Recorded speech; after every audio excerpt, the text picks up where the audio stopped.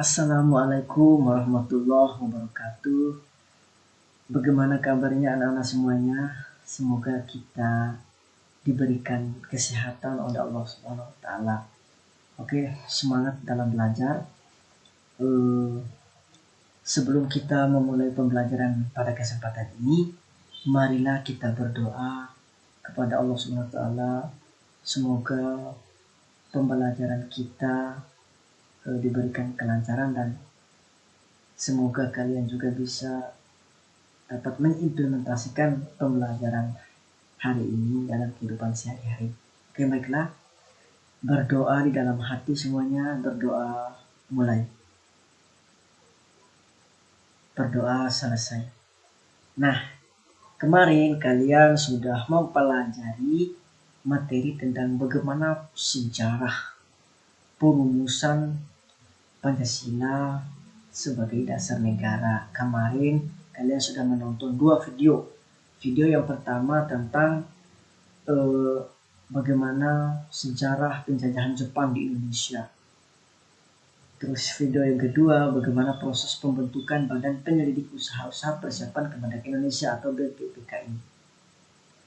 Nah, kelanjutan dari materi yang kemarin itu adalah bagaimana perumusan dan penetapan Pancasila sebagai dasar negara. Oke, langsung saja.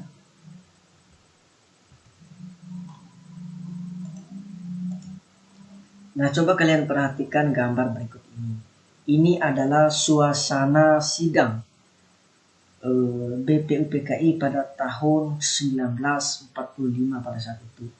Jadi ini suasana sidangnya. Ini tokoh-tokoh para pendiri negara kita yang memberikan pemikiran-pemikirannya dalam rangka untuk merumuskan dasar negara kita. Jadi suatu negara yang berdiri itu harus ada dasarnya, harus ada landasannya suatu negara itu. Maka negara kita juga perlu membuat sebuah rumusan dasar negara. Kenapa? Karena negara kita pada saat itu ingin merdeka. Oke, langsung saja. Tujuan pembelajaran kita pada kali ini, pada pertemuan kali ini adalah melalui kegiatan mengamati, menanya, mengumpulkan informasi, mengasosiasi dan mengkomunikasikan, kalian dapat mendiskusikan perumusan dasar negara oleh BPUPKI dan Panitia 9 dan menyelidiki proses penetapan Pancasila sebagai dasar negara. Sehingga kalian mampu melakukan investigasi perumusan dasar negara oleh BPUPKI dan Panitia 9 serta menyajikan proses penetapan Pancasila sebagai dasar negara supaya dapat menunjukkan sikap rukun antar umat beragama atas semangat dan komitmen para pendiri negara dalam merumuskan dan menetapkan dasar negara Pancasila sebagai bentuk rasa syukur kepada Tuhan Yang Maha Esa Allah Subhanahu wa taala dan membiasakan perilaku persatuan seperti yang diteladankan para pendiri negara dalam perumusan dan penetapan Pancasila sebagai dasar negara di lingkungan pergaulan serta keberadaannya dengan baik dan benar. Jadi inilah tujuan pembelajaran kita. Ya. Agenda yang kita lakukan adalah yang pertama, kita harus mengetahui dulu bagaimana kronologis proses perumusan dasar negara. Yang kedua, usulan dasar negara pada sidang BPUPKI pada saat itu, siapa saja tokoh-tokoh yang mengusulkan. Yang ketiga, perumusan dasar negara oleh Panitia 9. Yang keempat, penetapan Pancasila sebagai dasar negara oleh BPUPKI. Nah, inilah kronologis proses perumusan dasar negara. Nah, kemarin kalian sudah menonton video sejarah penjajahan Jepang Indonesia. Sejarah penjajahan Jepang di Indonesia. Jadi Jepang ini pertama kali datang ke Indonesia pada tanggal 8 Maret 1942. Terus kemudian seiring berjalannya waktu, Jepang juga pada saat itu terjadi peperangan di Asia Pasifik. Terjadi peperangan di Asia Pasifik oleh tentara-tentara sekutu. Jadi tentara sekutunya adalah Amerika Serikat, Inggris, Belanda, dan lain sebagainya. Jadi Jepang ini bukan hanya sekedar menjajah bangsa Indonesia saja, tetapi mereka juga ikut andil dalam perang pada saat Perang Dunia Kedua di wilayah Asia Pasifik oleh sekutu. Nah, Jepang ini mulai mengalami kekalahan di medan perang Asia Pasifik. Nah, sehingga ini berpengaruh di dalam wilayah negara Indonesia pada saat itu. Nah, sehingga Jepang ini berusaha menarik simpati rakyat Indonesia. Jadi supaya Jepang dibantu oleh Indonesia, rakyat Indonesia dalam perang Asia Pasifik untuk melawan tentara sekutu itu. Jadi Jepang ini menarik simpati, ingin memberikan sebuah janji kemerdekaan kepada Indonesia apabila rakyat Indonesia membantu Jepang dalam melakukan perang Asia Pasifik.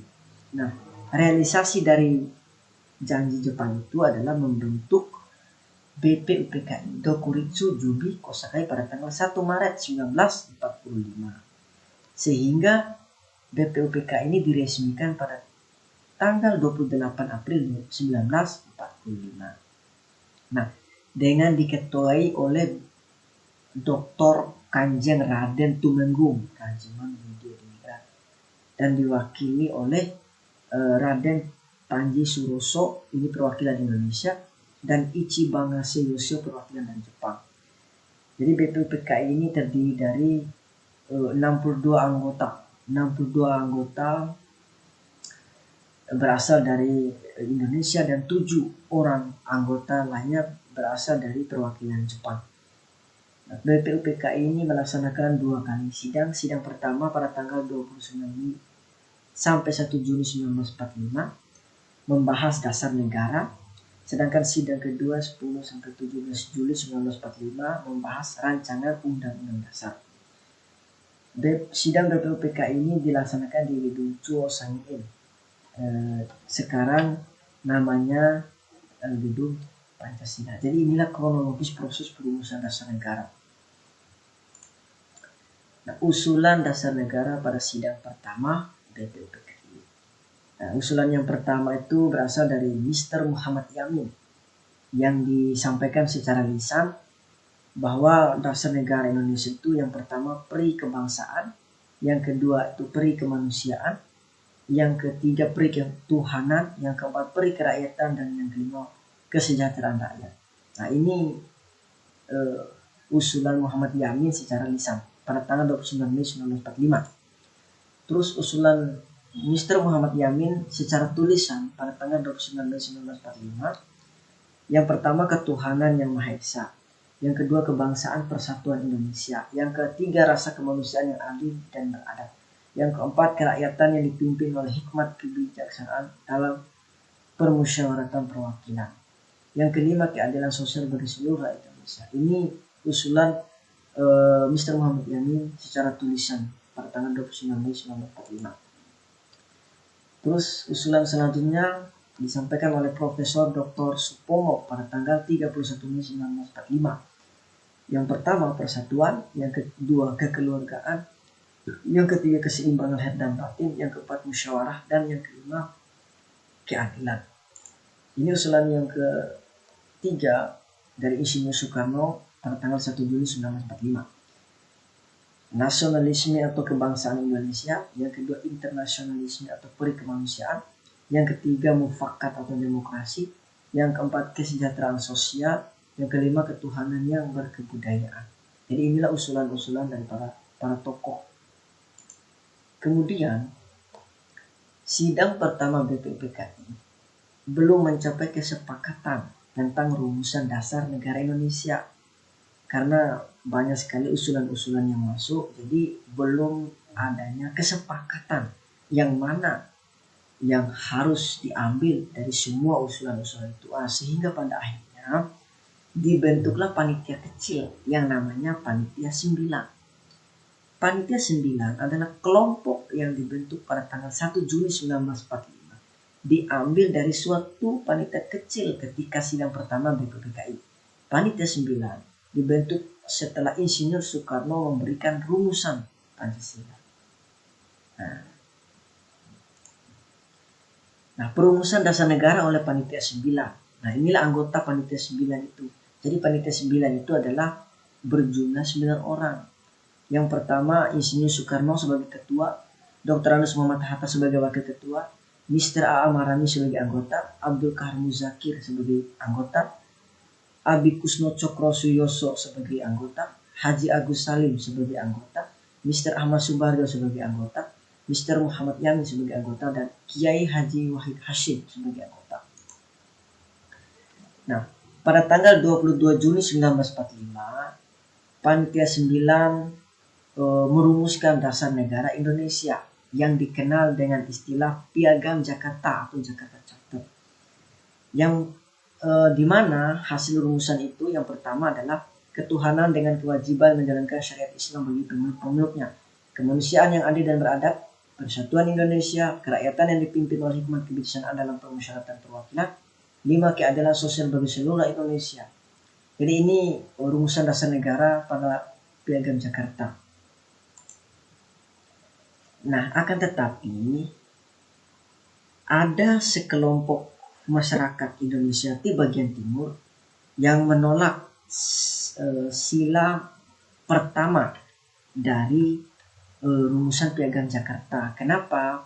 Karena negara Indonesia walaupun mayoritas negara Indonesia walaupun mayoritas agama Islam, tetapi ada berbagai macam agama juga di Indonesia ini, yang tokoh-tokoh di luar agama Islam ini menolak. Kenapa? Karena mereka beralasan kalau mempertahankan sila pertama di Piagam Jakarta itu, maka mereka ingin keluar dari atau tidak menjadi bagian daripada negara Indonesia ketika nanti sudah merdeka. Sehingga pada akhirnya ada tokoh dari Indonesia bagian timur namanya Yohanes Latuhari memberikan aspirasi atau menyampaikan aspirasi agar 7 kata pada pernyataan pertama rumusan dasar negara dihapus. Jadi aspirasi itu disampaikan kepada Muhammad Hatta. Aspirasi pun diterima. Sehingga jadi Piagam Jakarta yang sila pertama yang isinya ketuhanan dengan kewajiban menjalankan syariat Islam bagi pemeluk itu diusulkan itu menjadi ketuhanan yang Maha Esa, supaya semua agama yang ada di Indonesia menerima akan rumusan sila pertama itu. Ini diterima oleh Muhammad Hatta sebagai wakil ketua Panitia 9 pada saat itu. Lanjut. Sehingga pada akhirnya pada saat penetapan Pancasila sebagai dasar negara oleh PPKI pada hari Sabtu 18 Agustus 1945, sehingga sila pertama itu diganti menjadi ketuhanan yang Maha Esa. Jadi supaya semua agama-agama, tokoh-tokoh agama di Indonesia itu menerima akan hasil sila pertama ini. Jadi sila Pancasila yang kita kenal saat ini merupakan hasil dari penetapan oleh Panitia Persiapan Kemerdekaan Indonesia pada tanggal 18 Agustus 1945. Jadi dapat disimpulkan bahwa jadi pada saat sidang BPUPKI berhasil merumuskan dasar negara, kemudian setelah BPUPKI selesai melaksanakan tugas maka dibubarkan. Kemudian dibentuklah Panitia Persiapan Kemerdekaan Indonesia, itu bertujuan untuk mempersiapkan kemerdekaan Indonesia. Terus 17 Agustus 1945 kita merdeka. Kemudian sehari setelah merdeka, PPKI melaksanakan sidang pertama. Untuk apa? Salah satunya adalah menetapkan dan mengesahkan Undang-Undang Dasar Negara Republik Indonesia tahun 1945. Sehingga menjadi cikal bakal Pancasila sebagai dasar negara, karena Pancasila termuat dalam alinea keempat pembukaan Undang-Undang Dasar Negara Republik Indonesia tahun 1945. Terima kasih. Semoga kalian sudah paham semuanya. Nanti kalau ingin bertanya Silakan bertanya di forum diskusi.